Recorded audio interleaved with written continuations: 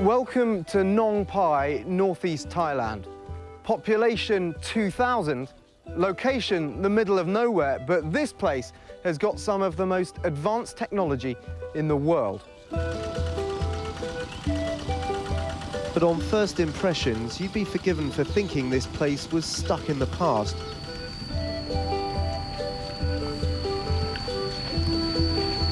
It looks every bit the traditional Thai village, where agricultural methods haven't changed in centuries.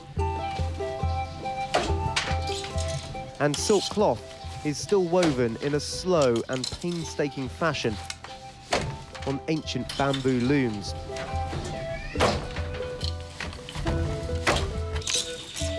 Where all activity comes to a halt for several hours in the middle of the day because of the suffocating heat. But believe it or not, there's a high-tech revolution taking place in this rural community.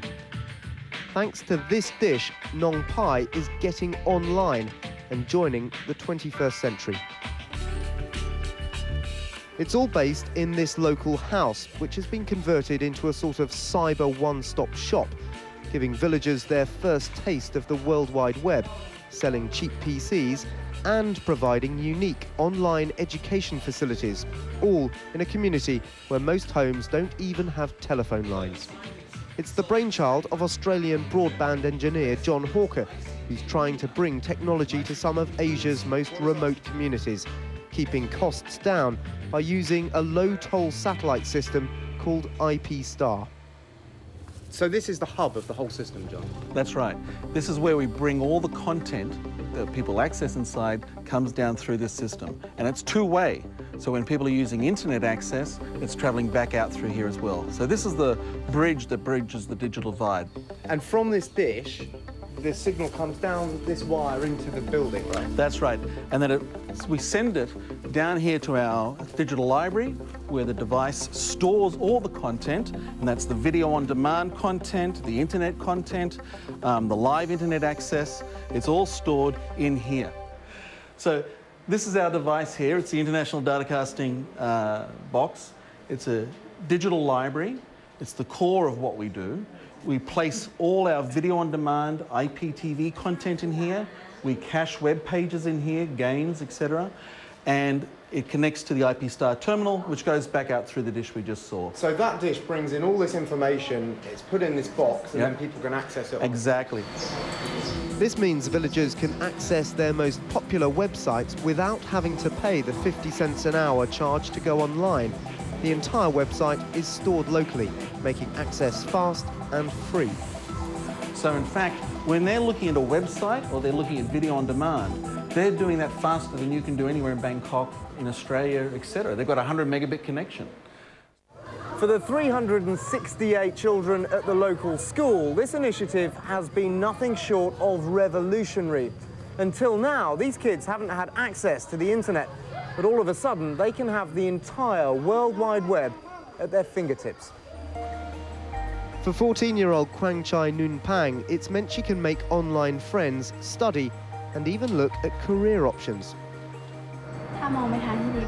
She says, I like the internet because I can get everything from the internet, but I'm only a beginner. Everyone wants to use the internet here because it's the first place to have it.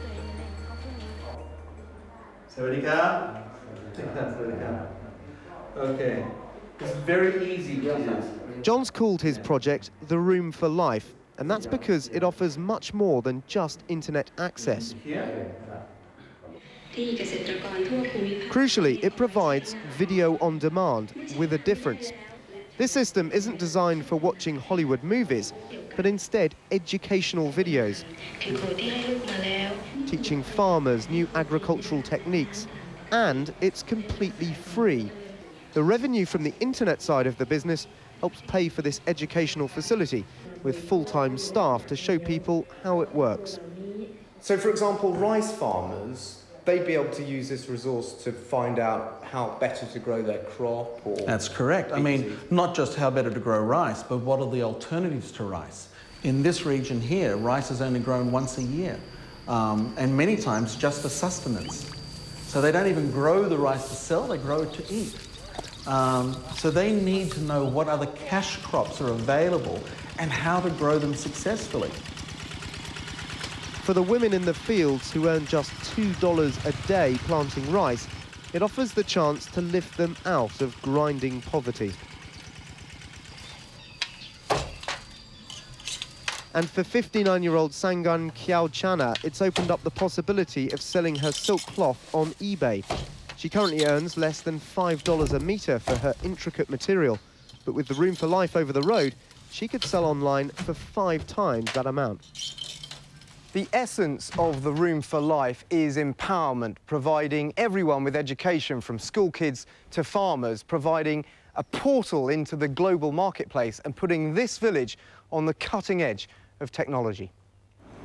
There's also been a benefit for migrant workers like Busaba Pusom. She's left the village to work in Bangkok, but can now stay in touch with her 5-year-old daughter Kudida through the internet.